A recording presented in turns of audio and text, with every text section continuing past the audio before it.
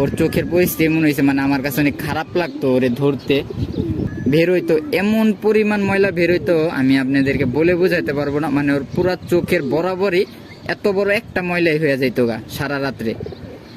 আসসালামু আলাইকুম সবাই, আমি নিবিড়। আমার নতুন একটা ভিডিওতে আপনাদের সবাইকে স্বাগতম। যেহেতু আজকে আমরা একটা ভিডিও বানানোর চিন্তা ভাবনা নিছি, আর এই কারণেই চিন্তা করলাম যে আপনাদেরকেও একটা টিপস দেই। যেহেতু শীত আসতেছে, এখন কবুতরের হয়তো অসুস্থ হবে আর কবুতরের অনেক সমস্যা হবে, তাই চিন্তা করলাম আমরাও একটা সমস্যায় পড়ছি, আপনাদের সাথে শেয়ার করি আমরা ওই সমস্যাটাতে কিভাবে উদ্ধার হয়েছি। তো আপনারা হয়তো ভালো কিছু হইতে পারে যদি ভিডিওটা দেখেন বা ইয়া করেন। আমাদের এই শাহজাহানপুরিটা হইতেছে আমাদের একবারে পুরান একটা মেল। আমাদের যে মেন মেলটা ছিল ওর বাচ্চাই, এই একটা বাচ্চা, মোট দুইটা বাচ্চা আছে আমাদের কাছে পুরান মেলটার। এই একটা বাচ্চা আর একটা বাচ্চা নিচে। এটা যে বাচ্চা এরকম না, ওর বয়স 2 বছর, মানে আমাদের পুরান মেলটার বাচ্চাও। তো ওর সাথে ও যখন একবারে ছোট ছিল, ও একটা যখন হয়তো একবারে ছোট যখন মারামারি করে ওর একটা চোখ মানে ফুলায় লাইছে। তো আমি যদি দেখাই, এই যে এইখানে দেখেন। আর এই ইয়াতে কি হয়েছে, ও এমন মারামারি করছে যে ওর চোখ একবারে বাজে অবস্থা কইরা লাইছিল। তো ওরে আমরা অনেক পরিমাণ ট্রিটমেন্ট দিছি, কোনো কাজ হইতাছিল না। যদি আমি আপনাদেরকে দেখাই, ওর চোখ দেখলে আমি নিজেই ডরাইতাম। ওর চোখের পরিস্থিতি এমন পরিমাণ খারাপ হইছে, ফুইলা অবস্থা খারাপ। এক চোখ একদম ভালো আর এক চোখের অবস্থা একদম খারাপ। তো আমাদের খুব খারাপ লাগতো, কারণ আমাদের পুরান মেলের দুইটা বাচ্চা থেকে ও আমাদের অনেক সুন্দর একটা কবুতর, তো ওর সাথে এমন হয়েছে। তো আমি আপনাদেরকে কবুতরটাকে একটু ধইরা দেখাই ওর চোখটা, তাহলে আপনারা বুঝতে পারবেন। এই দেখেন, এটা হইতাছে ওর চোখের পরিস্থিতি। আপনারা যদি আমি আরো 2-3 দিন আগে ওর চোখ দেখাইতাম, মানে আমি নিজে ওরে ধরতে অনেক ডরাইতাম। ওর চোখের পরিস্থিতি এমন হয়েছে, মানে আমার কাছে অনেক খারাপ লাগতো ওরে ধরতে। ওর চোখ, এই যে এই সাইডের চোখ একদম ভালো আর এই সাইডের চোখ একদম খারাপ। আমরা ডব দিতাছি, অনেক কিছু করতেছি, কিন্তু ভালোই হইতাছে না। এক প্রকার আপনারা সবাই জানেন, চোখে থেকে এক পরিমাণ সাদা একটা ময়লা বের হয়।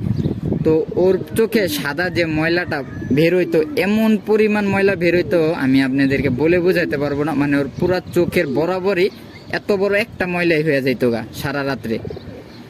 তো আমরা অনেক ইয়া করলাম, অনেক কিছুই দিলাম, কাজ হইতাছিল না। এখন ওর প্রচুর পরিমাণ ঠান্ডা, এখন তো চোখ খুলতে পারে, আগে চোখ খুলতেই পারতো না।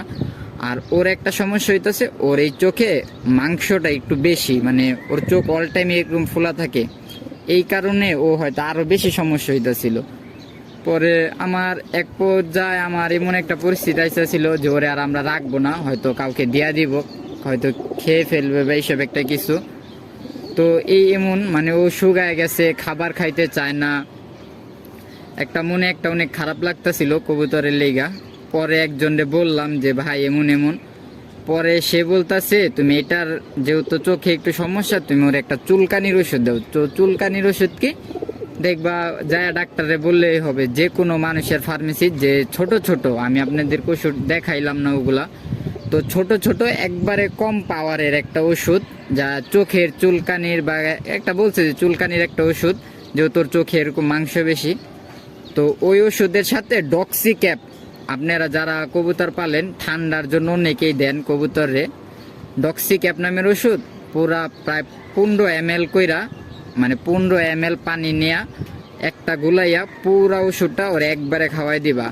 আল্লাহ রহমতে আমি আজকে নিয়ে 3 দিন খাওয়ানিতে আমি অনেক উপকার পাইছি। তো ডক্সি ক্যাপ আমরা অনেকেই খাওয়াই, আবার আমি নিজেও ডক্সি ক্যাপ খাওয়াই হইতাছে আমরা আমাদের কবুতর ঠান্ডা লাগলে। তো এই ইয়াটা দেওয়ার পরে আমি 3 দিনে এই যে ওর চোখ দেখেন, মাশাল্লাহ। এটা হইতাছে আমার নিজের একটা এক্সপিরিয়েন্স, আমি চিন্তা করলাম আপনাদের সাথে শেয়ার করি। যেহেতু ঠান্ডা আসতেছে আর সামনে চোখে পানিও আসবে, যারা হাত থেকে কবুতর নেবেন সবাই অবশ্যই একটু সাবধান হয়ে নেবেন, কারণ বর্তমানে আমরা হাট থেকে তো কবুতর নেওয়া বন্ধ করে দিছি। তাও যদি নেন আপনাদের ভালো লাগতেই পারে, কারণ আমরা কবুতর ভালোবাসি। তো যদি নেন সেই ক্ষেত্রে কবুতর আলাদা জায়গায় রাখবেন, আর চোখে পানি আলা কবুতর খুব কম নেওয়ার চেষ্টা করবেন। যদি নেন আলাদা জায়গায় রাখে ট্রিটমেন্ট করবেন। আর যদি কবুতরে ঠান্ডা লাগে, আমি যেহেতু এটা ডক্সি ক্যাপ খাওয়াইছি, তা আমি ডক্সি ক্যাপের ইয়াই কইতাছি।